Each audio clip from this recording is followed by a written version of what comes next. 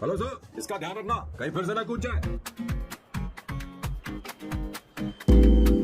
चलो चलते हैं सर।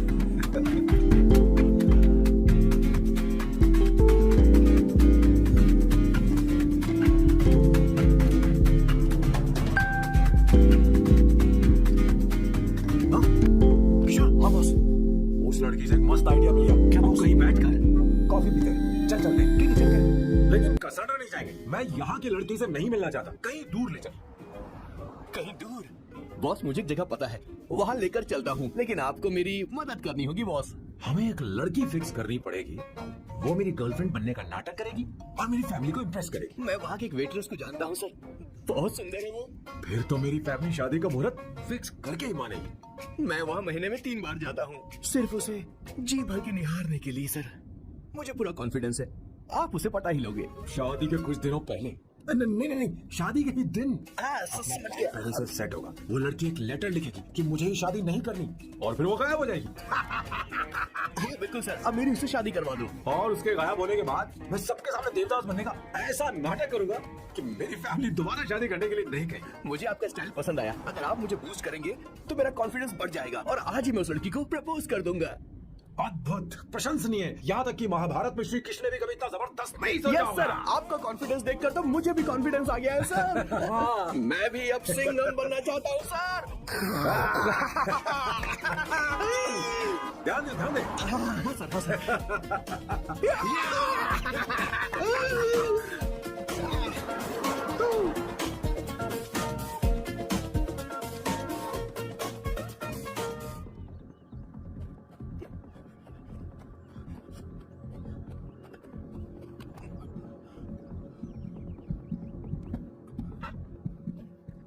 हेलो बॉस, ये इतना आसान नहीं है, हम बहुत करीब हैं।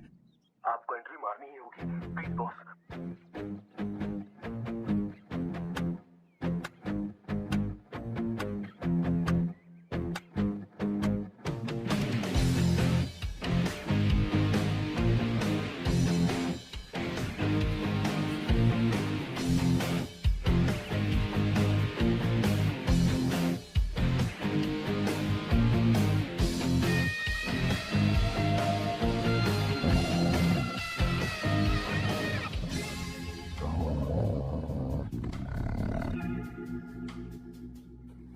सर, किशोर, सर, वो हमें यहाँ से जाने नहीं देगा। तो क्या करें सर? यहाँ से निकलने का एक ही रास्ता है। कौन सा रास्ता? मैं सिर्फ 3 तक गिनूंगा। ठीक है। तुम उस रास्ते से नहीं भागना। बॉस, साथ में जाएंगे, वो बहुत खतरनाक है बॉस। जैसे ही तुम उस रास्ते से भागोगे, मैं दूसरे रास्ते से भागूंगा। ओह, फिर ये मेरा पीछा करेगा। Distraction strategy super boss. पर आपका क्या होगा बॉस? किशोर, बॉस, तुम अभी जवान हो। तुम्हारा एक सुनहरा भविष्य है। तुमने अभी तक अपनी गन तक नहीं चलाई है। गन तो मेरे पास है भी नहीं। ओह, आप बिल्कुल सही कह रहे हैं बॉस। लेकिन बॉस, मैं आपके लिए अपनी जान भी दे सकता हूँ किशोर, बॉस। ये वक्त इमोशनल होने का नहीं है। सर, ठीक है। 1 2 3 4 5 6। Please wait boss. Boss ready? 1 2 3। Boss, आप वहां क्यों खड़े हैं? इस रास्ते से भागिए ना। ओह, तुम अभी तक प्लान समझ नहीं पाए। नहीं। Don't come please, don't come. बचाओ, हेल्प प्लीज, भगवान बचाओ मुझे, हेल्प। अरे नहीं, कहाँ फंस गया मैं? इन्हें मेरी सेफ्टी की जरा भी चिंता नहीं है। 2 साल से मैं इनका पिए हूँ, पर हमेशा इनके झांसे में आ ही जाता हूँ। आप लोग यही सोच रहे हैं ना कि इन मामूली से फूलों के लिए मैं इनका गुलाम बना हुआ हूँ, पर मैं आपको बता दूं कि सुगंध को महसूस करना इनका जुनून है। इनके घर में लैब है, मेरा मतलब परफ्यूम लैब। परफ्यूम बनाने में मेरे बॉस पूरे यूरोप में फेमस हैं। बूची ग्लूम, रोबो बकानो, सेल्विन क्लीन जैसे बेहतरीन ब्रांड्स को मेरे बॉस ने ही बनाया है।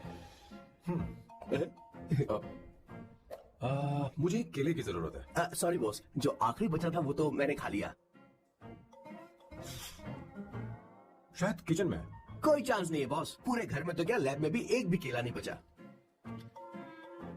बॉस का ये टैलेंट मेरे लिए मुसीबत बन गया है। इनकी सूंघने की शक्ति भालू से भी तेज है। Very powerful nose. उस डस्टबिन से खुशबू आ रही। इसमें सड़े हुए केले हैं बॉस। ओह क्या हुआ बॉस, एक चीज तो भूल ही गए। क्या चीज? वो मास्क देना। ओ हाँ, अभी देता हूँ।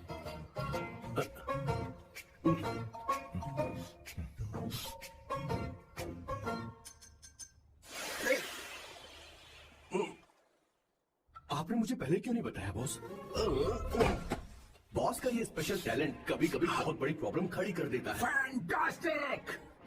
ये खुशबू के प्रेमी हैं और हमेशा गंदी बदबू से दूर भागते हैं। बॉस बॉस बॉस, क्या हुआ बॉस, क्या हुआ? अरे आसपास कोई मछली पका रहा है। बॉस यार, कई किलोमीटर तक इंसान तो क्या घर भी नहीं है। शायद ये बदबू किसी दूसरे शहर से आ रही है। अब आप दूसरे शहर की बदबू भी सूंघने लगे बॉस। मैं कुछ लेकर आता हूँ। हाँ, मास्क लेकर आता हूँ। मेरे बॉस की एक और खासियत है, इन्हें सब कुछ वेल मैनेज चाहिए। घर में फर्नीचर से लेकर तकिया तक सब कुछ सेट होना चाहिए, उनकी अपनी अपनी जगह पर।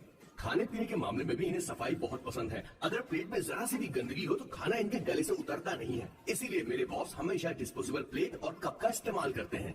इनकी लाइफ में हर चीज यूज एंड थ्रो है। वैसे तो मेरे बॉस एक नंबर के सनकी है, पर इनका दिल बहुत अच्छा है। बॉस की कहानी से पहले आपको इनके दादाजी के बारे में कुछ जानना पड़ेगा, तो चलिए फ्लैशबैक में। 1928 में एक अंग्रेज भारत से कुछ मजदूर ब्रिटिश ले गए ताकि वो वहाँ पर एक बेकार सा पुल बना सके। उन्हीं में से एक थे मेरे बॉस के दादाजी। आते समय उस शिप के कैप्टन की मौत हो गई। वैसे वो कैप्टन बहुत ही बदमाश था। सारे हिंदुस्तानियों ने अंग्रेजों को जहाज से नीचे फेंक दिया और फिर वो जहाज इंग्लैंड जाने के बजाय सीधे पहुंच गया पोर्चुगल। और उन लोगों ने उस जहाज को रिश्वत के तौर पे दे दिया वहाँ की लोकल गवर्नमेंट को, और उसके बदले उन हिंदुस्तानियों को उपहार के तौर पर एक जमीन दी गई जिसका नाम था कैसेंड्रा। उनके दादाजी वहाँ पर आराम से जिंदगी गुजारने लगे, जहाँ स्मार्टफोन तो नहीं थे लेकिन जिंदगी स्मार्ट थी। उन्होंने वहाँ बड़े पैमाने पर उत्पादन शुरू किया। अपने सारे रिश्तेदारों को उन्होंने कैसेंड्रा में बुला लिया और धीरे धीरे वहाँ की आबादी भी बढ़ने लगी। जहाँ पहले आबादी 752 थी, वो बढ़कर अब 36,000 तक पहुँच गई थी।